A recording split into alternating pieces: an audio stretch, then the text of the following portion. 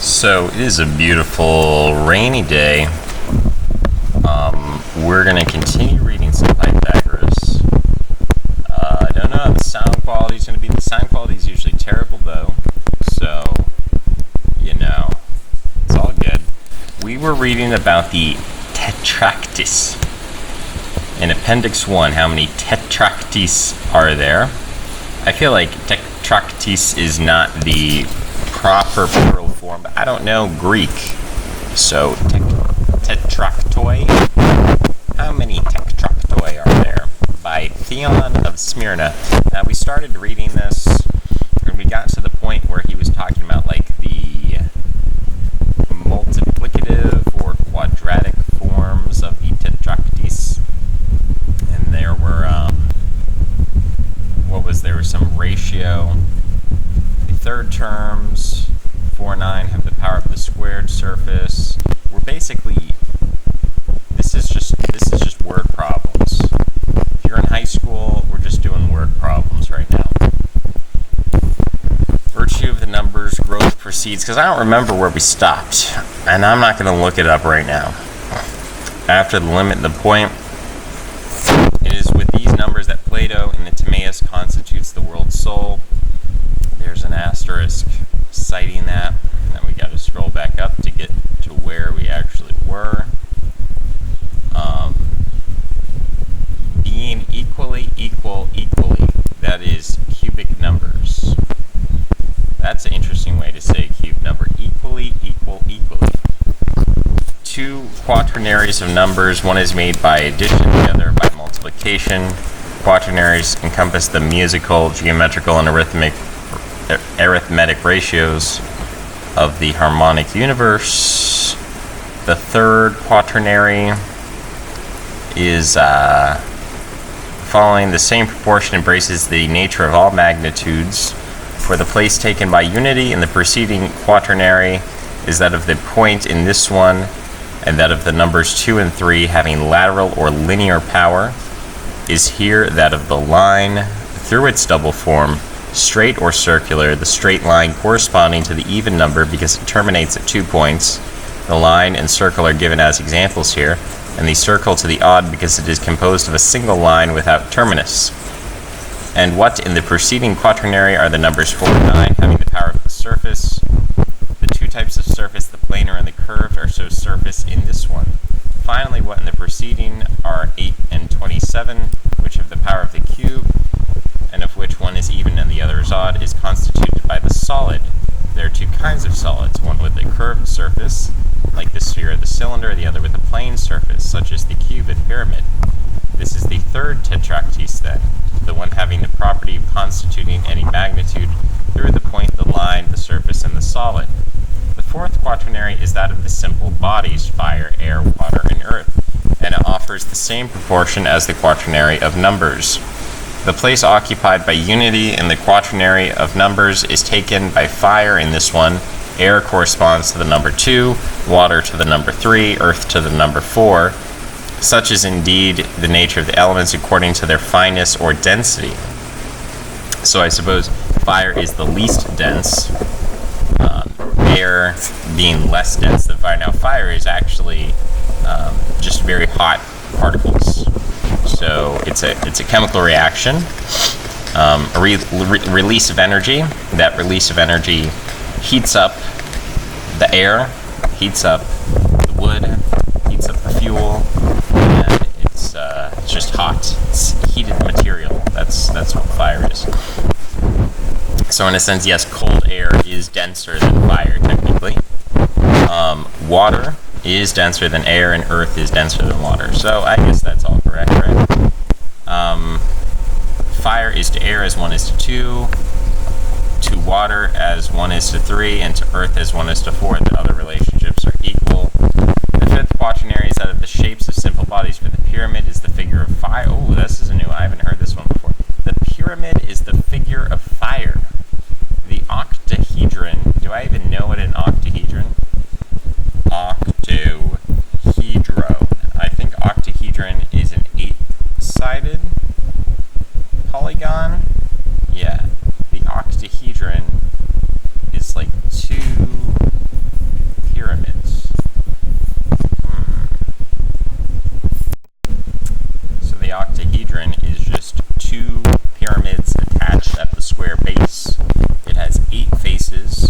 12 edges and 6 vertices. So 6, 8, 12. You add 2 and then you add 4.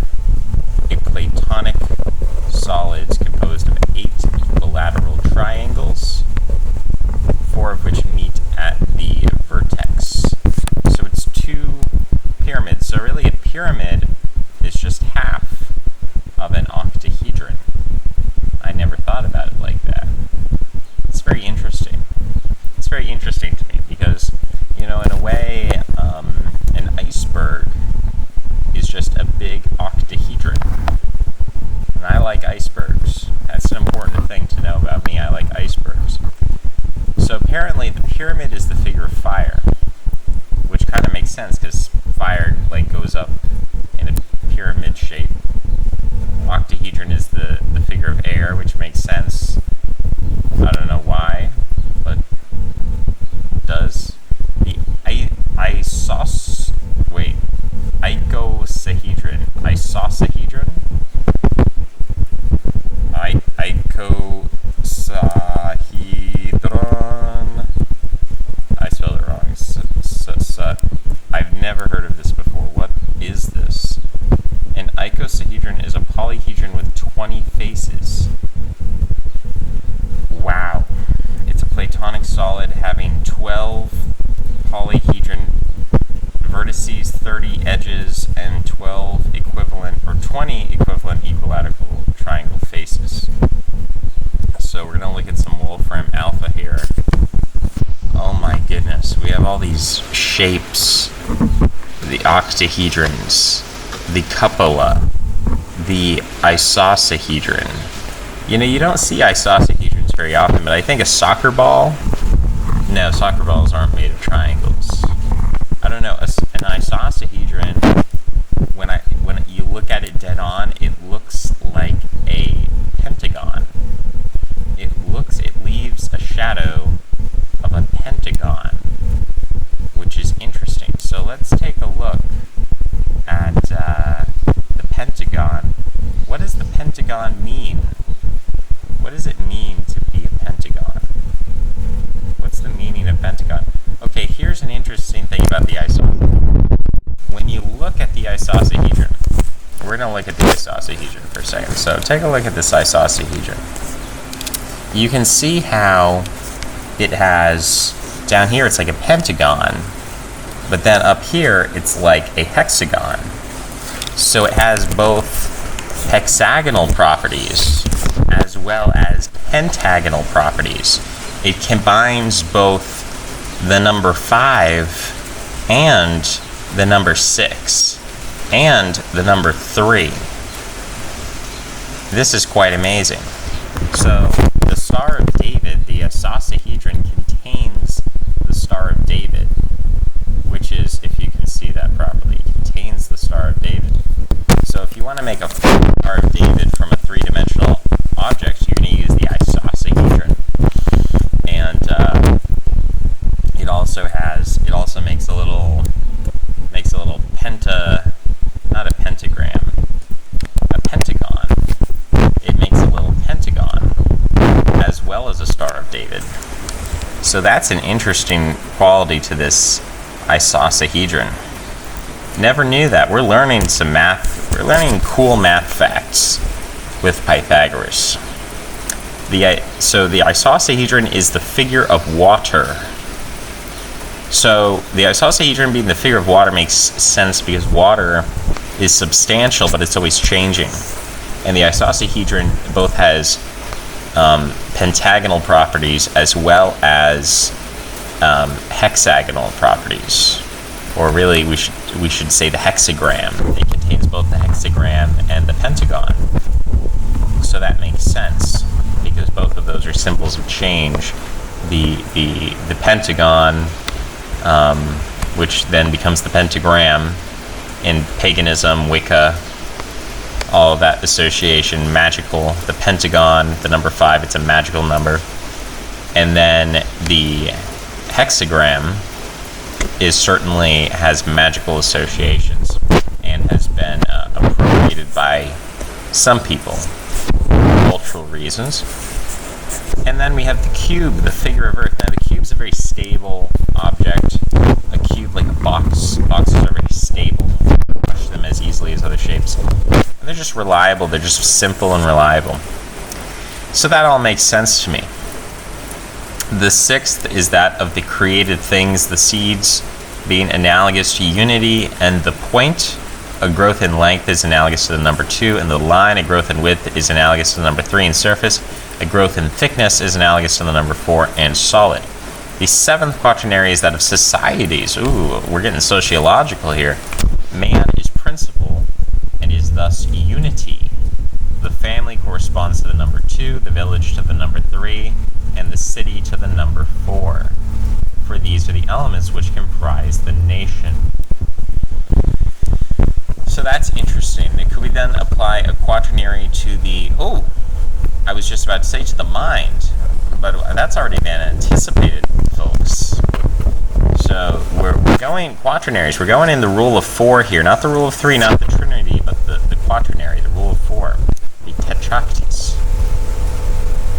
The eighth quaternary contains faculties by which we are able to form judgment on the preceding, and which are its intellectual part. Now, Kurt Doolittle would probably be interested in this type of quaternary. Thought, science, opinion, and feeling. And certainly thought in its essence must be assimilated to unity. So thought is the most basic intellectual exercise, to think the thought. Science is number 2 because it is the science of all things.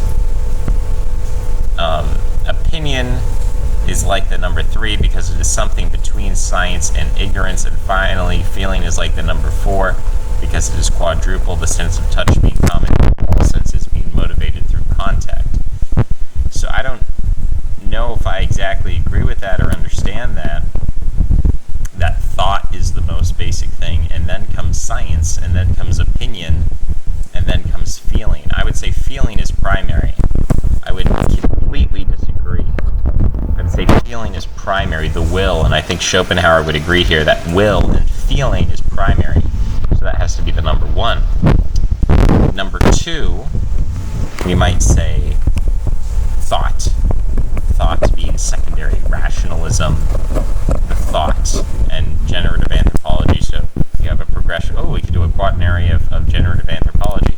First you have the ostensive, and then you have the, the declarative, or I don't even know. I know the declarative is one of them, and I know the ostensive is the first, but I don't remember the other types of indication or communication or language or however they categorize it. Okay, so skipping that, we'll just say the first one is feeling, the second one is some kind of thought, some kind of rationalism, some kind of linguistic content in its most basic form. And then we would say the third one would be like opinion. So this would be like morality, rules of conduct, rules of being. So this is, you have a feeling, you have a thought, you have some rationalization, and then from your feeling and your thought, you form a rule, you form a social rule, you form morality. And then from morality, we might form science or religion or some systematic organization of morality, like rules which govern moral rules. So that's what I'm thinking. At first we have desire, then we have some kind of descriptor, some kind of thought, and then after we have desire and we have thought, we desire to order our thinking into like a moral code, a moral law. Don't touch this, don't do that. And then finally we have a moral system, which is a meta rule which organizes our law. So it's like all moral laws must be consistent. And then we get to the ninth quaternary, that which comprises the living body, body and soul, the soul having 3 parts, the rational, the emotional, and the willful. The 4th part is the body in which the soul resides. The 10th quaternary is that of the seasons of the year, through the succession of which all things take birth, that is, spring, summer, autumn, and winter. The 11th quaternary is that of the ages, childhood, adolescence, maturity, and old age. There are thus 11 quaternaries. The first is that of the numbers, which second is that of the numbers formed by multiplication. The fourth is that of magnitudes. The fifth of that is simple bodies. The sixth is that of created things. The seventh is that of societies. The eighth is that of the faculties of judgment. The 9 is that of the living things. The 10th is that of the seasons. And the 11th is that of the ages. They are proportional to one another, since what is unity in the first and the second quaternary, the point is in the third, fire is the fourth, the pyramid in the fifth, the sixth, the seed in the sixth, man in the seventh, thought in the eighth, and so forth, with the others following the same proportion. Thus the first quaternary is 1, 2, 3, 4, the second is unity, the side, the square, the cube, the third is the point, the line, the surface, the solid, the fourth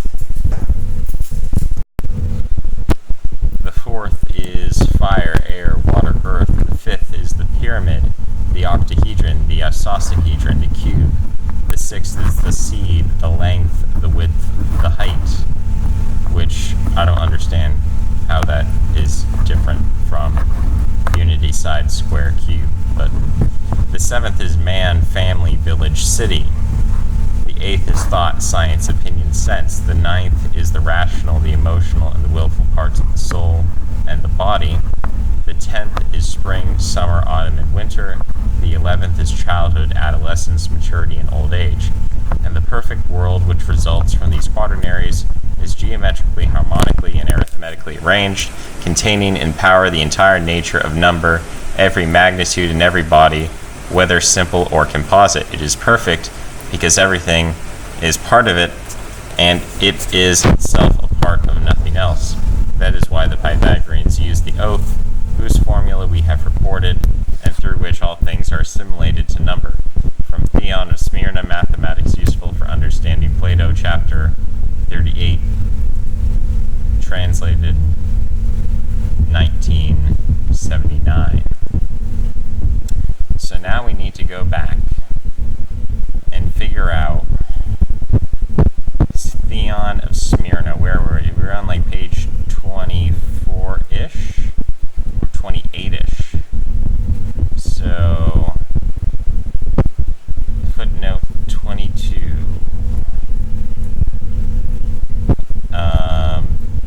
Theon of Smyrna in Appendix 1. Alright, let's start over again. We might note that the Tetrakytys, being a triangular number, is composed of consecutive integers incorporating both the odd and even, whereas square number limited is composed of consecutive odd integers and oblong number of consecutive even integers indefinite. Since the universe is composed of peras and iperon, woven together through mathematical harmonia, it is easy to see from these considerations why the Tetrakytys, or the decad, was called cosmos, world order, Oranos, heaven, and Pan, the all. In Pythagorean thought, the Tetrakytys came to represent an inclusive paradigm of the fourfold pattern. I remember something in Schopenhauer, like the fourfold meaning of the fourfold something of reason. I don't remember. The fourfold principle of reason. Anyway, I think it's Kant. All those German guys. An inclusive paradigm of the fourfold pattern which underlies different classes of phenomenon as exemplified by Theon of Smyrna in Appendix 1. Not only does a fourfold pattern underlie each class, but each level is in a certain faction analogous or proportionately similar with that same level in every other class of phenomena. In many respects, Pythagorean philosophy is a philosophy of analogia, analogy. The Pythagoreans then were the first to use numerical and geometrical diagrams as models of cosmic wholeness and the celestial order. This use of arithmetic and geometrical paradigms of whole systems has a long and interesting history extending from antiquity through medieval times, through the Renaissance up to the modern era. One modern proponent of this approach was Buckminster Fuller. Some important sources for this approach include Order in Space, Islamic Patterns, Geometry of Art and Life, Geometrical Basis of Natural Structure. So we've all heard of Buckminster Fuller, who built these big structures, geometrical structures. If geometrical principles actually shape the phenomena phenomena of nature, why not use those same geometrical forms to illustrate the harmonies and symmetries which exist between natural phenomena? It is no doubt the reasoning behind this symbolic usage of number geometry and its appeal seems firmly rooted in the human imagination. In fact, it might be argued that such paradigms possess greater merit than more arbitrary typologies insofar that, being based on the principles of natural order, Pythagorean models have more intrinsically in common with the phenomenon they seek to classify than other typologies, which are of merely human invention. Whereas other models sometimes fail, Pythagorean cosmological symbolism seems particularly well suited in showing how parts relate to a larger whole, thus illustrating the principle of unity underlying diversity. The Way of Philosophy and the Three Lives. According to a beautiful and well-known account, Pythagoras likened the entrance of men into the present life to the progression of a crowd to some public spectacle. There assemble men of all descriptions and views. One hastens to sell his wares for money and gain. Another exhibits his bodily strength for renown. But the most liberal assemble to observe the landscape, the beautiful works of art, the specimens of valor, and the customary literary productions. So also in the present life men of manifold pursuits are assembled. Some are influenced by the desires of riches and luxury, others by the love of power and domination, or by insane ambition for glory. But the purest and most genuine character is that of the man who devotes himself to the contemplation of the most beautiful things, and he may be properly called a philosopher. That's from Iamblichus' Life of Pythagoras. Which is interesting because Pythagoras here is using my tripartite class structure, which I've been criticized for using this tripartite class structure even before I knew Pythagoras used it. But clearly here he's talking about the merchant class, the warrior class, and the priest class. And he's forming a hierarchy where he says at the bottom are the merchants, in the middle are the warriors, and at the top are the priests.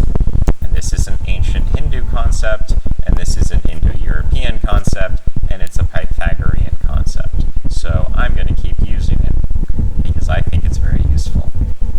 Likewise, the story is told of how Pythagoras was indeed the first man to call himself a philosopher.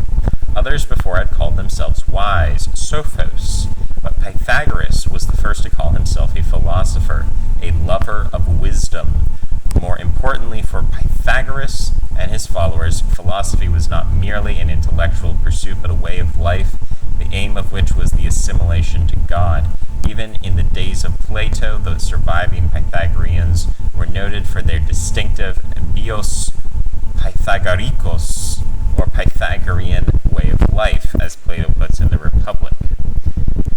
The school of Pythagoras in Croton appears to have been a religious society centered around the Muses, the goddesses of learning and culture, and their leader, Apollo.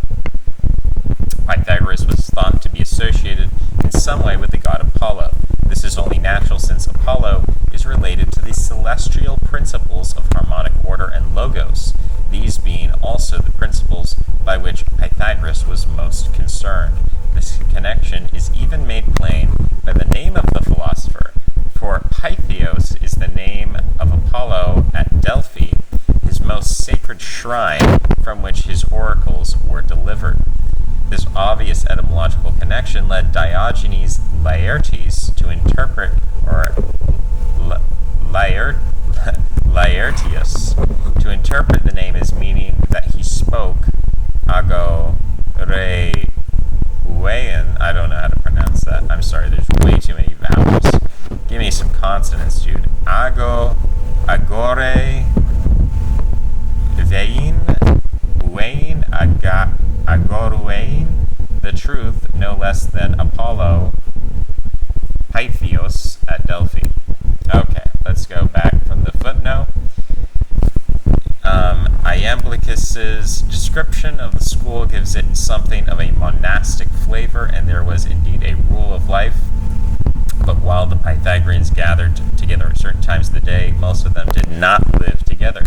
Apparently, there were different levels within the school. One group, the akosmatikoi, or auditors, from the verb akoio, to hear, went through a 3-year probationary period and were limited mainly to hearing lectures. So you have to listen to lectures on Pythagoreanism for 3 years. A more advanced group, the mathematikoi, or students, went through a 5-year period of silence and held their property in common, whereas the akosmatikoi did not. This period of silence may have only been a ritual matter required during the religious ceremonies of the society, not during everyday life.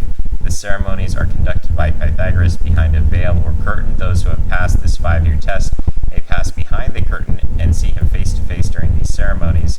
The others must merely listen. Minar Pythagorean communism. Oh my goodness. There's a text called Pythagorean communism. Now you've got me hooked. I want to read Pythagorean communism. Okay, so they had to be silent, ritually silent for 5 years, which sounds to me a lot like meditation. And Buddhism sounds very Buddhist. There is, however, nothing to indicate that the mathematikoi took anything like a vow of poverty. Rather, their property was managed by certain members of the society, the politikoi, and they received an adequate substance in return for its use. That's also Pythagorean communism.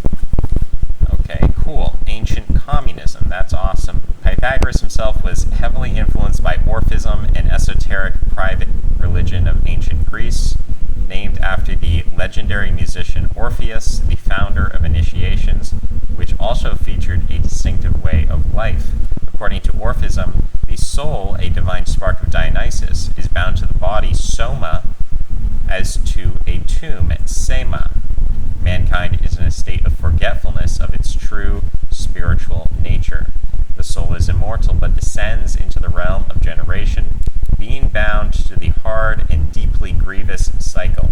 Kind of reminds me of the Catholic, through my most grievous fault. So a deeply grievous cycle of incarnations until it is released through a series of purifications and rites, regaining its true nature as a divine being. So that's Gnosticism. It's also Hinduism, basically. That's the Orphic tradition. Pythagoras fully accepted the Orphic belief in transmigration or reincarnation. In fact, he is said to have possessed the power to remember his previous lives and the ability to remind his associates of theirs as well. Yet while Pythagoreanism remains closely related to the Orphic thought of the period, the clearly distinguishing factor between the two is that for the Pythagoreans, liberation from the wheel is obtained not through religious rite, but through philosophy, the contemplation of first principles. A fragment quoted by Iamblichus, the book writes the letter I is the letter L. That's very confusing. A fragment quoted by Iamblichus maintains that the nature of the gods is related to number, and there was even an Orphic hymn to number, portions of which are found in Orphicorum Fragmenta, published in Berlin, 1922. Cameron, in his important study of Pythagorean thought, observes that harmonia in Pythagorean thought, that's one heck of a sentence there, inevitably possesses a religious dimension. He goes on to note that both harmonia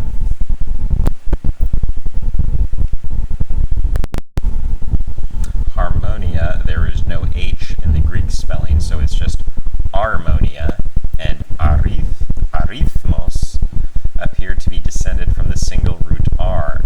Seems to indicate that somewhere in the unrecorded past, the number religion, which dealt in concepts of harmony or attunement, made itself felt in Greek lands, and it is probable that the religious element belonged to the arithmos harmonia combination in prehistoric times, for we find that ritus in Latin comes from the same Indo-European root. So radix, radical, ritus, harmonia, arithmos. These are all the same, coming from the same Indo-European root. The clearly distinguishing factor, okay, we already read that part. Orphic, Platonic, Pythagorean. Burnet notes that this conception lies at the heart of Plato's Phaedo, itself dedicated, as it were, to a Pythagorean community at Phlios in his early Greek philosophy.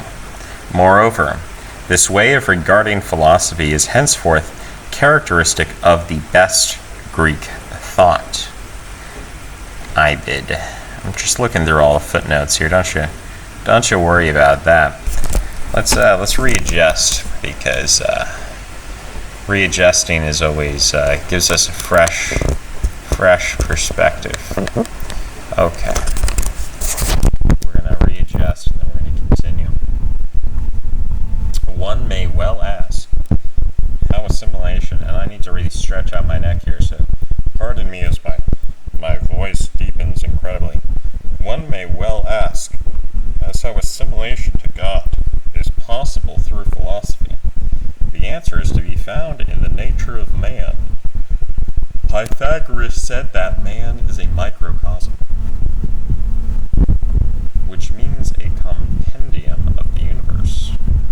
Not because, like other animals, even the least, he is constituted by the four elements, but because he contains all the powers of the cosmos. For the universe contains gods, the four elements, animals, and plants. All of these powers are contained in man. He has reason, which is a divine power. He has the nature of the elements and the powers of moving, growing, and reproduction. Man, by comprising a world order in miniature, contains all of those principles constituting the greater cosmos, of which he is a reflection, including powers of divinity. The problem is not so much of becoming divine as becoming aware of the divine universal principles within. It is this end primarily toward which the Pythagorean curriculum was focused. Plato alludes to the Pythagorean theory of philosophy in the Republic, when he observes, a man should come to resemble that with which it delights him to associate. Hence the philosopher, through the association with that which is divine and orderly, kosmios, becomes divine and orderly, insofar as a man may. Man realizes the divine by knowing the universal and divine principles, which constitute the cosmos. For the Pythagoreans, number, to know the cosmos, is to seek and know the divine element within, and one must become divine and harmonized, since only like can know like. From this perspective, it also becomes obvious that philosophy is nothing other than the care of the soul. The soul, its nature and care. According to several ancient sources, it was from the Pythagoreans that Plato received his doctrine of the tripartite soul, a doctrine which underlies Pythagoras' parable of the three lives. One group of humanity is covetous, another ambitious, and the other curious. So covetous being the merchant class, ambitious being the warrior class, and curious being the priest class. So, to ask, someone asked me the other day, they said, are lawyers a priest class? And I would say they look like a priest class because our priest class has at times been mercantile. It's been bureaucratic. So the covetousness of lawyers makes them part of the merchant class. The extent to which they are curious, I suppose, would make them part of a priest class. But the lawyers are generally not curious for curiosity's sake. They're more covetous. Now you could say there's an ambitious element to lawyers. They have ambition, and to that extent you might say that there is a warrior-like quality to them, that they want to go to war. And I'm divided on this. I believe, for my purposes, I would like to strictly define the warrior class as being physical in nature, bodily in nature, and I don't view lawyers in that way. So I view lawyers as belonging to the merchant class. But clearly, they can't just count money. They also need the personality and the assertiveness to be able to go to war in the courtroom. They need to be curious enough to figure out the law. But what would a pure priestly job look like? Well, like science could be a purely curious job, although there is also ambition involved, the ambition to be the greatest scientist, the smartest scientist. There's also money to be made in science, so there can be covetousness there. What would pure ambition look like? Pure ambition is when you don't want the money and you don't want to learn anything, you just want the fame. And so pure ambition would be MMA fighters, pure ambition would be athletes, pure ambition would be people who like taking risks, pure ambition would be people who are really good in romantic matters. They're not good with money necessarily, they're simply ambitious. And then the curious people, purely curious people, would be like people who like doing math for fun, people who like meditating, people who like being kind to others, people who like, basically anything which is not covetous or ambitious. As J.L. Stocks has pointed out, what the division specifies is the three typical motivations of human action, and all three motives will be found in operation at different times in every normal human soul, the tripartite soul. These motives are the desire for profit, honor, and knowledge. So again, profit is the highest virtue to a merchant, honor is the highest virtue to a warrior, and knowledge is the highest virtue to a priest. Plato, apparently in line with the Pythagorean tradition, divides the soul into three parts. So one part is reasoning, another part is spirited, and the last desires the pleasure of nutrition and generation. So another way to say this is the reasoning part is the priest, the part which is spirited is the warrior, and the one who desires nutrition and generation, sexuality, is going to be the merchant. And that's why I view the merchant class as a rich merchant is a banker. A poor merchant is what Marx called the lumpen proletariat, or the Hindus called the Shudra. The Shudra, and I'm rolling my tongue here a little bit. I could not do that. I could say Shudra, but I prefer to say Shudra. The Shudra is just a poor version of the merchant, in my estimation. And people disagree because in traditional Hinduism, the third and fourth class are separated. And I have something cooking that I need to attend to. So let me attend to that so it doesn't burn. And we'll probably forget this topic and just keep reading. I was talking about, what was I talking about? Some class distinctions in Hinduism. And I just don't think those are legitimate. I think that's sort of particular to, the Shudra are outside of the caste system. They're outside, they're untouchable, right? That's not considered to be a legitimate path to be Shudra. And so Shudra just means you failed.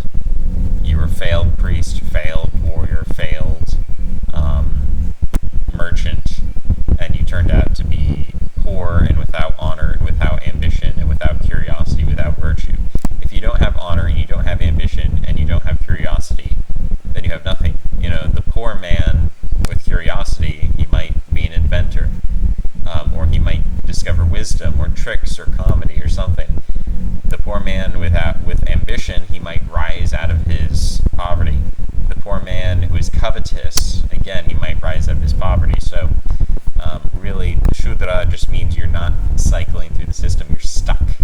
You're stuck in the system of grievous suffering. So Plato, unlike certain schools of modern psychology, the Platonic division of the soul is hierarchical. The reasoning part is superior to the other two and deserves more attention, for it is this dimension of the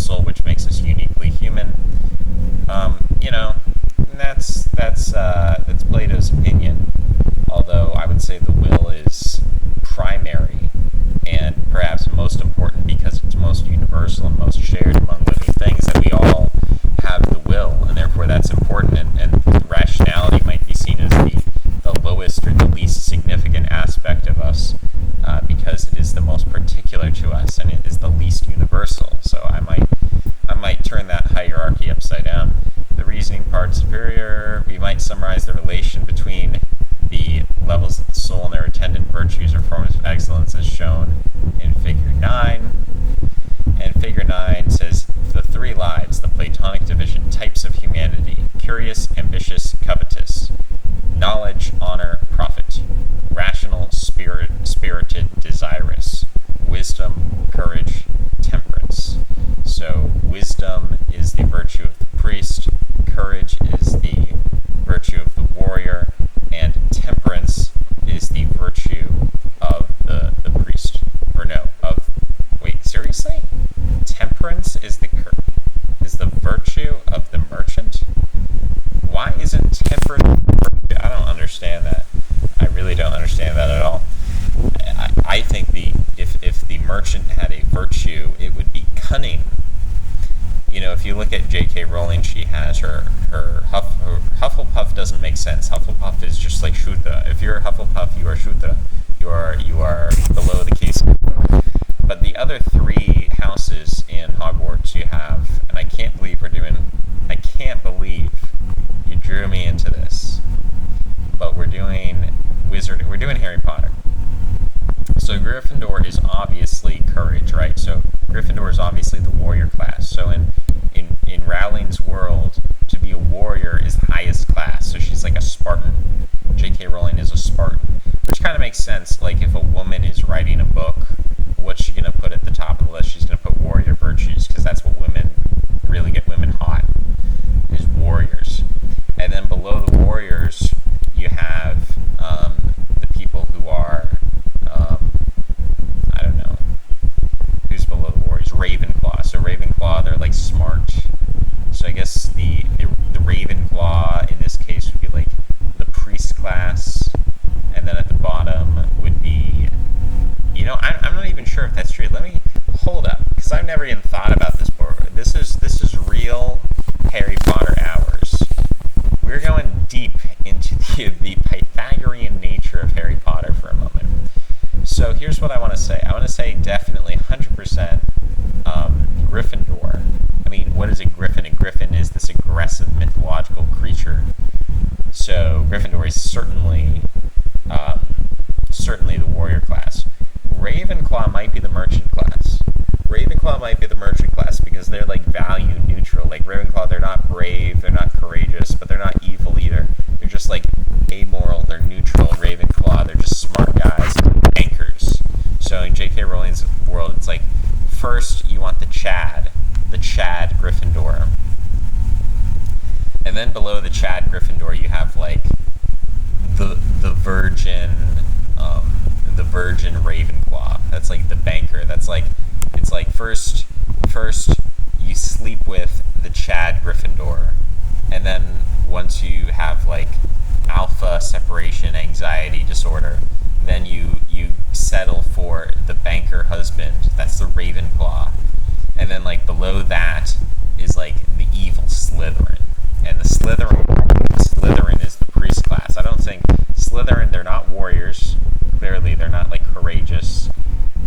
And they do have cunning, but they're not merchants. They're not amoral. They're not just smart, but there's this morality to them. They want everything to be pure. They want everything to be distinct. They care about lineage. They care about tradition. I really think that Slytherin are the priest class. So if you like the priest class, you're going to have to go full Slytherin. You're going to have to be me. You're going to have to be with me on Team Slytherin. Now, Hufflepuff is like, you didn't make the team. You didn't even make JV at that point. You're just Hufflepuff, and that's below. I mean, I guess if I was to be charitable, I could say, well, maybe Hufflepuff, they can be a little priestly, because honestly, I associate temperance and equanimity and moderation and all of those virtues. I consider those to be priestly virtues. So I might be inclined to say, like, you know, Hufflepuff can be like Christians, and Slytherin are like Satanists. They're like evil. They have a moral code that is evil. So like Hufflepuff is like New Age Christians. Hufflepuff is like booty judge Christians. If you watch the Democratic debates, like Booty Judge gets up there, Mayor Booty Judge, he says, hey, you can't call yourself a Christian. If you're not for open borders, you're not a real Christian. And so that's like Hufflepuff of religion. And then you have like Slytherin religion is like medieval Christianity. It's like back when, you know, the kings of Europe would like trace their descent to Abraham or whatever. And they were like Old Testament readers, and you know, people didn't actually read the Bible and whatnot. So yeah, that's all the Harry Potter stuff. Sorry about that. I'm just going to keep continuing for a couple more minutes here. Seen in this perspective, it becomes plain that psychic health must result when the three parts of the soul are brought into a state of harmony, which is not to say a state of equality. Rather, the state of balance can be seen as a state of attunement where each part receives what it is due. Psychic disturbance results when each part of the soul tries to go its own separate way. The psyche then becomes a house divided, resulting in dissociation and fragmentation, as opposed to the realization of psychic wholeness. So yeah, I mean, I agree with that. Like, when on the one hand you want to do one thing, but you want to do another thing, you know, like, I want to do my homework, but I also want to procrastinate. You're in a state of psychic dissociation. The grand project behind Plato's Republic is to define the nature of justice. We know that the Pythagoreans identified justice with proportion, especially geometrical proportion, because it is through proportion that each part receives what it is due. And there's a footnote, and that's just a source. Following the Pythagorean tradition, Plato observes that in the realm of society, justice exists when each part of society receives its due and is able to achieve the function for which it is truly best suited. Justice as a universal principle operates in exactly the same fashion in the realm of the soul. There, justice is produced in the soul, like health in the body, by establishing the elements concerned in their natural relations of control and subordination, whereas injustice is like disease and means that this natural order is inverted. And that's from Plato. As Plato notes in a magnificently Pythagorean passage, the just man does not allow the several elements in his soul to usurp one another's functions. He is indeed one who sets his house in order by self-mastery and discipline, coming to be at peace with himself, and bringing into tune those three parts, tyke, I think that means like the terms in the proportion of a musical scale, the highest and lowest notes, and the mean in between them, with all the intermediate intervals. Only when he has linked these parts together in well-tempered harmony and has made himself one man instead of many, he will be ready to go about whatever he may have to do, whether it be making money and satisfying bodily wants, or business transactions, or the affairs of state. In all these fields, when he speaks of just and honorable conduct, he will mean the behavior that helps to produce and preserve this habit of mind, and by wisdom he will mean the knowledge which presides over such conduct. Any action which tends to break down this habit will be for him unjust, and the notions governing it will be called ignorance and folly. And then we have a footnote 37. That's from Plato. If Pythagorean philosophy then constitutes a care of the soul, of what precisely is that care comprised? The answer to this is to be found in the ethical and educational concepts or conceptions of the Pythagoreans, as well as in those special pursuits and studies for which they are renowned. Pythagorean educational theory. We have seen that for Pythagoras, philosophy represents a purification, the aim of which is the assimilation to God. The universe is divine because of its order cosmos, and the harmonies and symmetries which it contains and reflects. These principles make the universe divine, for they are the characteristics of divinity, and they also innately subsist within the human soul. the Pythagoreans taught that the soul is a harmony. Guthrie, History of Greek Philosophy. If we are able to become like God, then according to Pythagorean philosophy, the soul must become aware of its harmonic origin, structure, and content.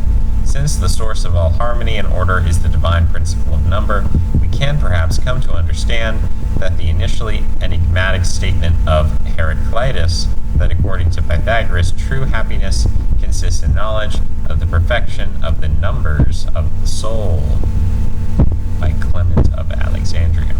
In the realm of epistemology, the presence of numbers is most evident. Progress in rational thought depends on a fundamentally dyadic relationship between the knower and known, subject and object. Moreover, as certainly as the principle of polarity underlies the world of phenomenal manifestation, so too does the mind depend on dualistic typologies, such as the table of opposites, in order to make intellectual progress. Footnote 40. Certain scholars, appealing primarily to the table of opposites, have argued that the orientation of Pythagoreanism was essentially dualistic. Such a simplistic view overlooks the fact that every philosophical system employs dualistic typologies, that as a religious philosophy, Pythagoreanism unquestionably attached central importance to the identity or the idea of unity, in particular the unity of all life, divine, human, and animal, implied in the scheme of transmigration, which, if we're looking at the debate between like creationism and evolution, creationism states that humans are distinct from animals, whereas Pythagoreanism says that humans are not distinct from animals. Humans and animals actually are on a spectrum of unity, and I would agree with that. Knowledge itself is the third harmonic element which conjoins the two poles of subject and object. Knowledge is then unifying, much like the harmonic ratios of the musical scale. Moreover, as we shall see, to the Pythagoreans, the knowledge of divine harmony can either be abstract or experiential, or indeed both. Even more immediately evident is the undeniable influence of number on our psychic state through the medium of music, depending as it does on numerical proportion. Certain musical proportions express a sense of cheerfulness, others, such as the minor third, possess a bittersweet quality that can make us sad. The fact that number can influence a person's emotional state is indeed mysterious, and points toward a dimension of qualitative number which transcends the merely quantitative. That is an interesting passage. Rewind the video and listen to that again.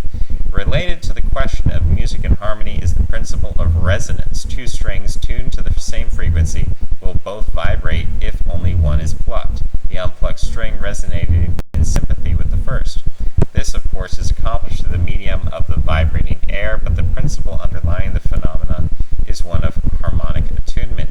If, as the Pythagoreans held, man is a microcosm, and the soul is a harmony, perhaps it is through a form of resonance that we relate so intensely to the archetypal ratios of musical proportion. After writing this section, I came across the observation of Victor Goldschmidt. Our capacity to apprehend the outside world may be explained thus, that there are processes in our mind, the microcosm, which are analogous to those in nature. These psychological processes we call natural laws, quoted by Ernst Levy, the Pythagorean concept of measure. Moreover, by experientially investigating and employing the principles of harmony in the external world, one comes to understand and activate those same principles within. This idea, in fact, underlies the Pythagorean approach to mathematical study.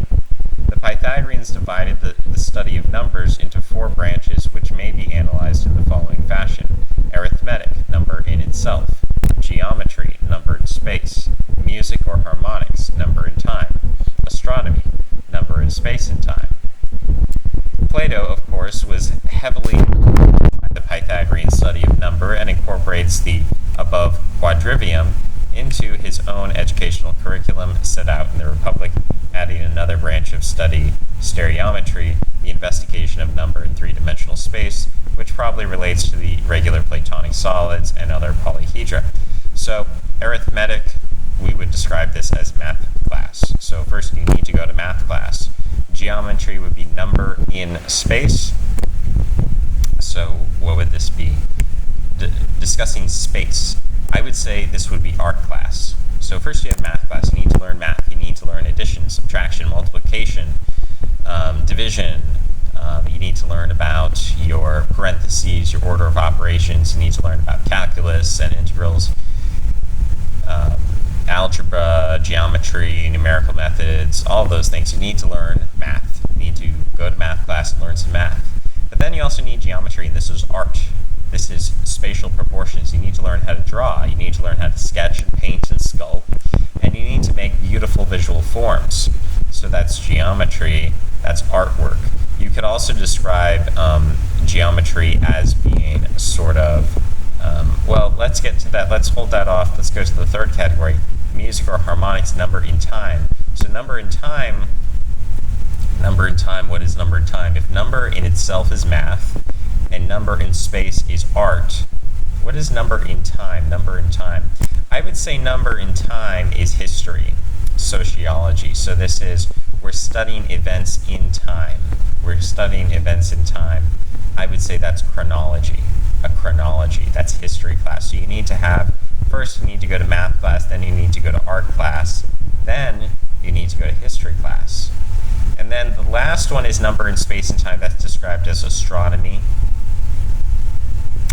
But I would say that number in space and time also has to do with, and maybe I'm wrong with the previous categorization. Maybe really you can, when you talk about number in time, you're really only talking about music. So certainly go to music class. But number in space and time, I would say, would not just be astronomy, but it would be history. It would be the martial arts. It would be sports. It would be athletics. So first you need to study your math, then you study your art, then you study your music, and then you study history and athletics, broadly speaking. The social sciences. So the first would be the hard sciences, mathematics being the hard sciences. Then you would study the art being the humanities, languages. Then you would study music also being the humanities. And then you would just study astronomy, which I would say would be the social sciences. So the natural sciences, the humanities, and then the social sciences being sociology, history, so on. What did we get to? Okay, for Plato, who believed that God geometrizes always, which we're going to go back up from the footnote. Geometry is the knowledge of the... I don't know why I'm yawning so much. Geometry is the knowledge of the eternally existent, and the emphasis that he placed on the study is well known from the legendary inscription above the academy door, "Let no one ignorant of geometry enter here." So you gotta know your geometry, according to Plato.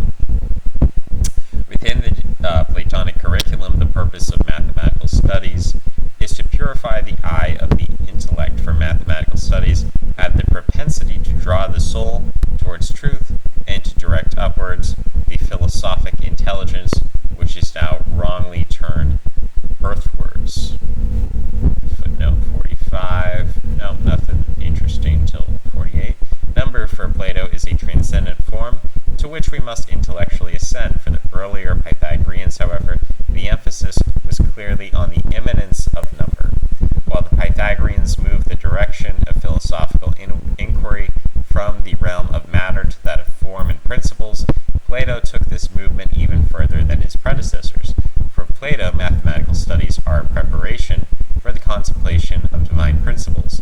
For the Pythagoreans, mathematical studies are the contemplation of divine principles.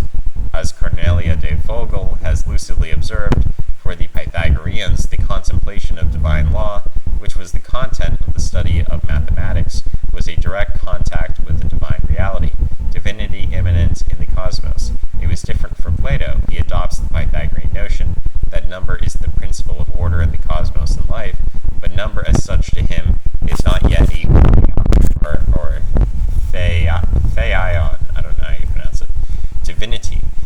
It points at a purely intelligible eidos, no immanent principle of order within the objects, but a transcendent example. This is the basic difference between the Pythagorean doctrine of number and Plato's theory of forms. Plato's philosophy is a metaphysic of the transcendent. The Pythagorean philosophy is a metaphysic of the immanent order. This particular difference between the early Pythagoreans and Plato manifested itself in the sphere of praxis.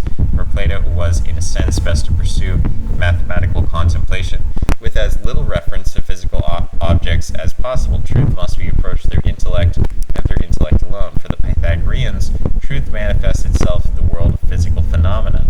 For example, the Pythagoreans no doubt felt that through experimentation on the mind one could experience the divine principles of harmony that underlie the structure of the cosmos. I think the reason I'm yawning so much is being in this position is it's like when I constrict my neck in this way, it makes me want to yawn. Okay, so what I'm getting at here is the Platonic perspective is you have to abstract your mathematics. The Pythagorean perspective is like everything has to be a word problem.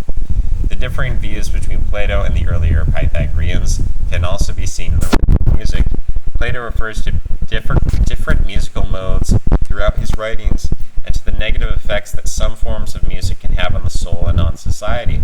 The Pythagoreans, however, actually used certain forms of music to pacify and harmonize the psychic state. In the same way that the music of Orpheus enchanted the wild beasts of the field, so too did the Pythagoreans use music to quell and harmonize the irrational passions. And I'm thinking here of Odin and Odin's role as magician, chief magician in the Norse pantheon. That, Thor, of course, is just this warrior class.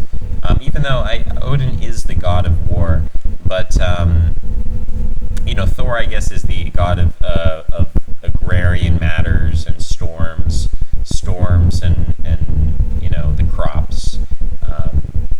I guess maybe pop culture has influenced me too much, and I'm seeing Thor because I just did watch Thor Ragnarok, and bit influenced by pop culture and thinking of like Odin as this old guy and Thor as this warrior guy. But really, it wasn't necessarily that case. It was Odin was really the god of war, and Thor was the god of agriculture and storms.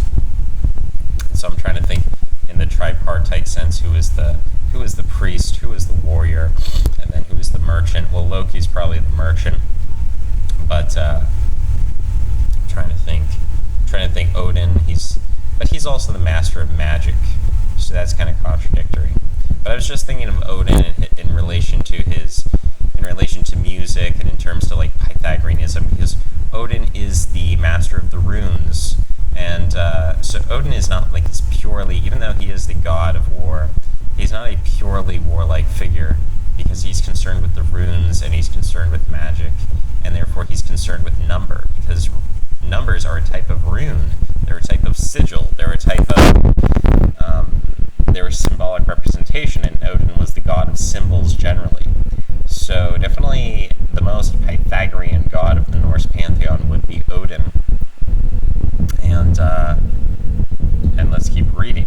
While the Pythagoreans placed emphasis on the immanence of divine number and harmonia, they certainly did not ignore the transcendental dimension. This is made clear by their emphasis on peros and aiperon, the elements of number, which they obviously took to be the universal principles of the first order. Ooh, the first order. Isn't that the evil bad guys in Star Wars? So, the first order. It seems that rather than focusing exclusively on either the immanent or transcendent levels of being, the Pythagoreans were intent on unifying all levels of human experience through the principles of harmony. The divine harmony can be grasped through the mind, yet it can also be perceived through the senses. Their experiential perception of harmony through the senses can lead to its intellectual apprehension. By means of theoria, or contemplation, the universal and abstract principles of harmony may be perceived, but through praxis they may be felt in the soul, itself a harmonious